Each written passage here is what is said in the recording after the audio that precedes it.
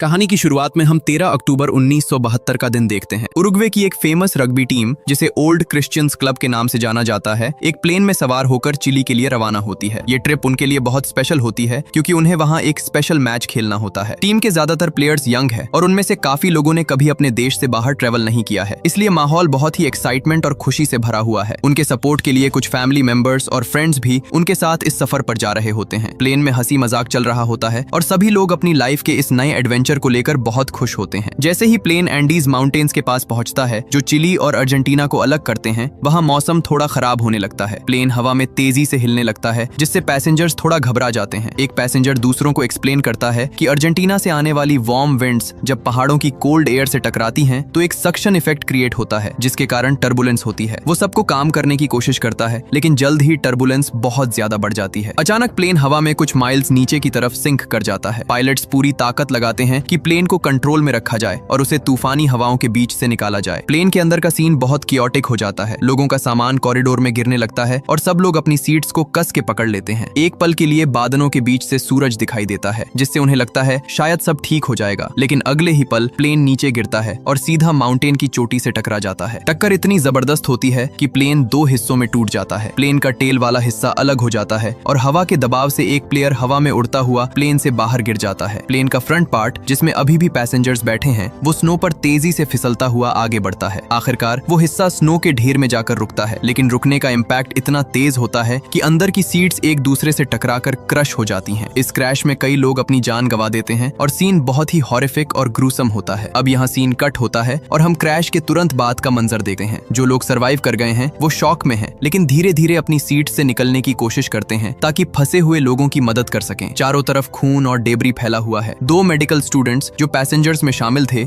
Immediately action में आते हैं। वो ब्रोकन लिम्स वाले लोगों को शांत करने की कोशिश करते हैं और जितनी हो सके उतनी फर्स्ट एड देने की कोशिश करते हैं। कुछ लड़के पायलट के कॉकपिट की तरफ जाते हैं चेक करने के लिए, लेकिन पायलट बुरी तरह जख्मी होता है और बस कुछ शब्द बोलकर दम तोड़ देता है। सर्वाइवर्स देखते हैं कि प्लेन का रेडियो भी पूरी तरह खराब हो चुका है और काम नहीं कर रहा है। कुछ लोग बाहर निकलकर मदद के लिए चिल्लाते हैं, लेकिन चारों तरफ सन्नाटा और स्नो के अलावा कुछ नहीं होता। जैसे ही रात होती है, टेम्परेचर तेजी से गिरने लगता है। एंडीज की ठंड बर्दाश्त से बाहर होने लगती है। बचने के लिए सभी सर्वाइवर्स प्लेन के टूटे हुए हिस्से के अंदर एक साथ हडल कर लेते हैं ताकि बॉडी हीट शेयर कर सकें। प्लेन में जो बड़े होल्स हो गए थे, उन्हें बंद करने के लिए वो डेड बॉडीज और बैग्स का इस्तेमाल करते हैं ताकि ठंडी हवा अंदर ना आ सके। रात बहुत मुश्किल होती है। कई लोग दर्द की वजह से रो रहे होते हैं। अगली सुबह जब धूप निकलती है तो उन्हें पता चलता है कि रात भर में कुछ और लोग ठंड की वजह से फ्रीज होकर मर गए हैं। तूफान अब शांत हो चुका है और सूरज की रोशनी तेजी से चमक रही है। सर्वाइवर्स बाहर निकलकर देखते हैं तो उन्हें दूर दूर तक सिर्फ बर्फ और पहाड़ दिखाई देते हैं। उन्हें रियलाइज होता है कि वो सिविलाइजेशन से बहुत दूर है। ग्रुप डिसाइड करता है कि अगर उन्हें जिंदा रहना है तो उन्हें ऑर्गेनाइज होना पड़ेगा। वो प्लेन के अंदर से टूटी हुई सीट्स और डेब्री को बाहर निकालते हैं ताकि रात को सोने के लिए सबके पास जगह हो। जो लोग जख्मी हैं उन्हें उस जगह पर लिटाया जाता है जहां सबसे ज्यादा धूप आती है ताकि उन्हें थोड़ी गर्मी मिल सके। अब सीन शिफ्ट होता है सर्वाइवर्स की मैनेजमेंट की तरफ। वो हर एक सूटकेस और बैग को ध्यान से चेक करते हैं। जो भी चीज यूजफुल लगती है उसे संभाल कर रख लिया जाता है। सबसे इंपॉर्टेंट टास्क होता है खाना ढूंढना। पूरे प्लेन को सर्च करने के बाद उन्हें बहुत कम मात्रा में चॉकलेट्स और वाइन मिलती है। डेड बॉडीज को प्लेन से दूर ले जाकर स्नो से कवर कर दिया जाता है ताकि वो डीकंपोज ना हो, और उन्हें उम्मीद होती है कि जब रेस्क्यू टीम आएगी तो वो बॉडीज को अपने साथ ले जाएंगे। जब सब कुछ ऑर्गेनाइज हो जाता है तो वो बहुत थोड़ा सा स्नैक खाते हैं। अचानक उन्हें एक प्लेन की आवाज सुनाई देती है। सभी लोग पूरी ताकत से चिल्लाते हैं और अपने हाथ हिलाते हैं, लेकिन प्लेन उन्हें बिना देखे निकल जाता है। दूसरी रात वो थोड़ा बेहतर तैयारी के साथ सोने जाते हैं। वो बैग्स में से कपड़े निकालकर ब्लैंकेट्स की तरह यूज करते हैं और होल्स को सूटकेस से कवर कर देते हैं। तीसरी दिन नैंडो नाम का कैरेक्टर, जो क्रैश के बाद से अनकॉन्शियस था,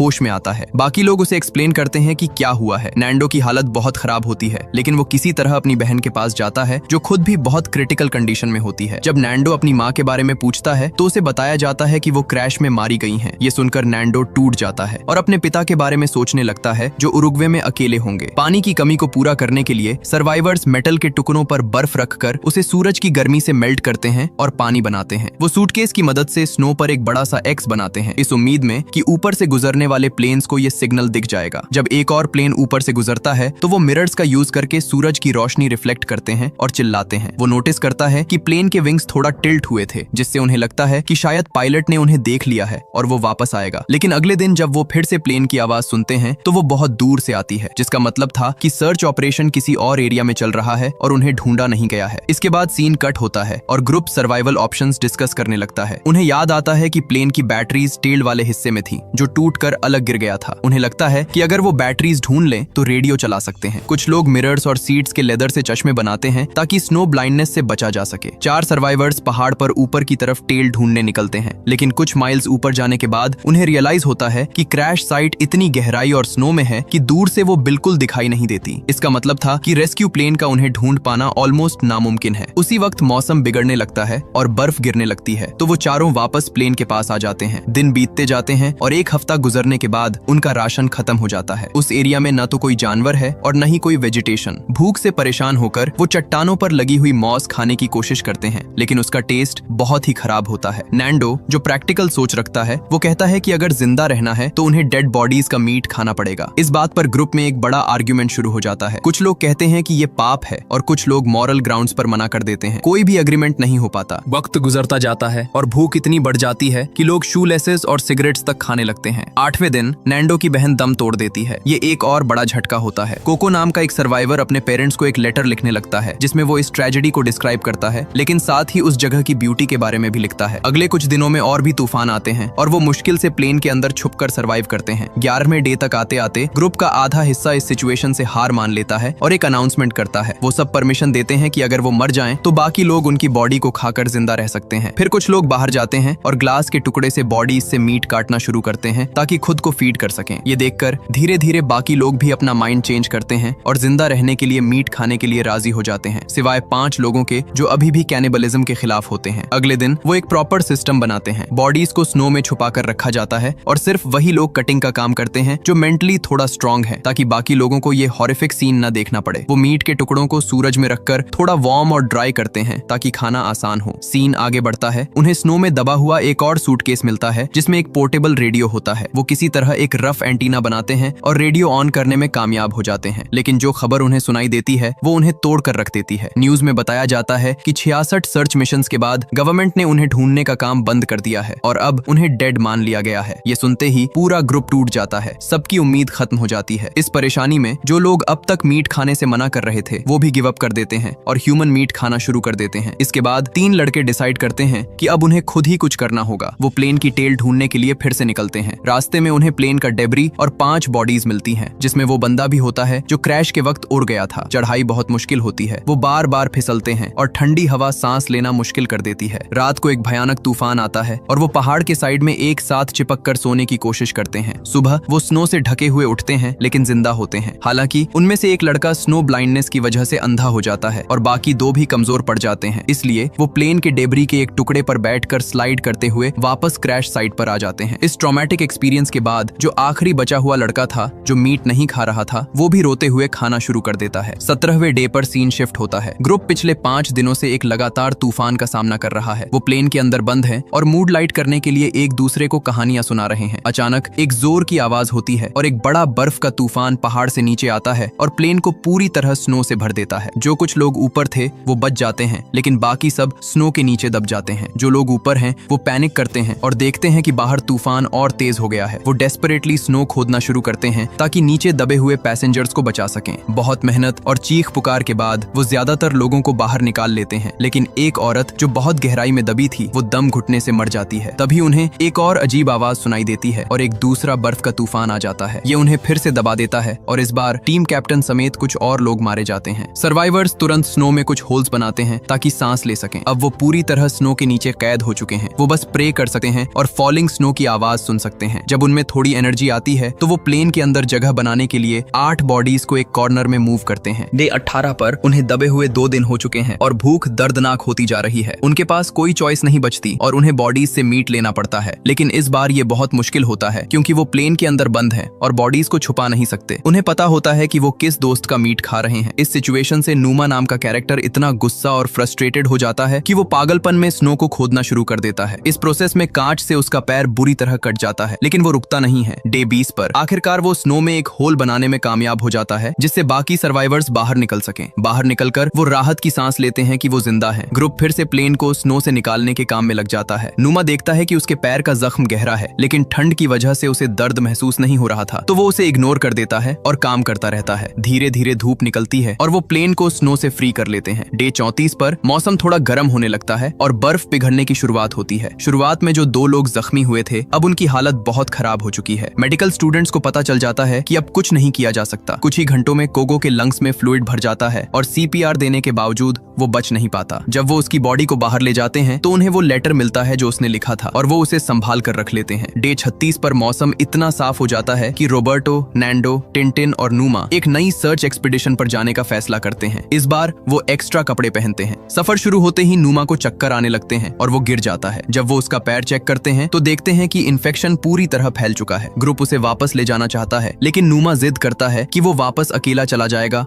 और बाकी लोग आगे बढ़ें। नूमा जैसे तैसे वापस क्रैश साइट पर पहुंचता है और बेहोश हो जाता है। जब उसे होश आता है तो वो देखता है कि एक और बीमार पैसेंजर हेलुसिनेट कर रहा है और फिर मर जाता है। अगले दिन ग्रुप कॉकपिट से बर्फ हटाने का काम शुरू करता है। नूमा मदद करना चाहता है, लेकिन वो इतना कमजोर हो चुका है कि कुछ नहीं कर पाता। ये हेल्पलेसनेस उसे बहुत परेशान करती है। जल्द ही वो 3 लोग वापस आते हैं और एक बड़ी खुशखबरी लाते हैं। उन्हें प्लेन की टेल मिल गई है। वो वहाँ से काफी सारे कोट्स, रम की बॉटल्स, सिगरेट्स और चॉकलेट्स लेकर आए हैं। सबसे बड़ी बात, उन्हें बैटरीज भी मिल गई हैं। वो बैटरीज को कॉकपिट के रेडियो से कनेक्ट करने की कोशिश करते हैं। बहुत मेहनत के बाद रेडियो में स्टैटिक नॉइज आती है, लेकिन वो किसी को कांटेक्ट नहीं कर पाते और कोई रिस्पॉन्स नहीं मिलता। दिन फिर से बीतने लगते हैं। ग्रुप अब बाहर जाने से डरता है क्योंकि बाहर की ठंड जानलेवा है। नूमा का इन्फेक्शन अब उसकी पूरी बॉडी में फैल रहा है। टेल से लाया गया खाना भी खत्म हो रहा है, तो उन्हें अब डेड बॉडीज से मीट निकालना पड़ता है। अब ये सब उनके लिए एक रूटीन बन चुका है। नूमा को रियलाइज हो जाता है कि उसके पास ज्यादा वक्त नहीं बचा है, इसलिए वो खाना बंद कर देता है ताकि दूसरों के लिए ज्यादा फूड बचे। रेडियो फिक्स करने की एक और कोशिश में शॉर्ट सर्किट हो जाता है और वो उम्मीद भी खत्म हो जाती है। गुस्से में वो प्लेन पर सर्वाइवर्स की गिनती लिखते हैं। एक और ट्रिप के दौरान उन्हें टेल सेक्शन में वाटरप्रूफ फैब्रिक मिलता है जो पाइप्स को कवर कर रहा था। उन्हें आइडिया आता है कि इससे एक स्लीपिंग बैग बनाया जा सकता है जो उन्हें रात की ठंड से बचाएगा। छोटा रेडियो अभी भी चल रहा होता है और उस पर वो सुनते हैं कि क्रैश के 58 डेज बाद भी एयरफोर्स एक और एयरक्राफ्ट भेजने की प्लानिंग कर रही है। इस बात पर फिर से बहस होती है कि इंतजार करें या खुद मदद ढूंढने जाएं। रोबर्टो फ्रस्ट्रेटेड होकर स्लीपिंग बैग को फाड़ देता है। मूड लाइट करने के लिए ग्रुप चिड़ियों की आवाजें निकालता है और एक कैमरा ढूंढकर फोटोज खींचता है। उस रात नूमा उन्हें परमिशन देता है कि मरने के बाद वो उसकी बॉडी खा सकते हैं। सुबह वो उसे मरा हुआ पाते हैं। उसके हाथ में एक नोट होता है जिस पर लिखा था कि दोस्तों के लिए अपनी जान देने से बड़ा कोई प्यार नहीं है। नूमा के इन शब्दों से इंस्पायर होकर रोबर्टो, नैंडो और टिंटिन डिसाइड करते हैं कि अब वो आर पार की लड़ाई लड़ेंगे। वो वाटरप्रूफ फैब्रिक से नया स्लीपिंग बैग बनाते हैं, काफी सारा मीट पैक करते हैं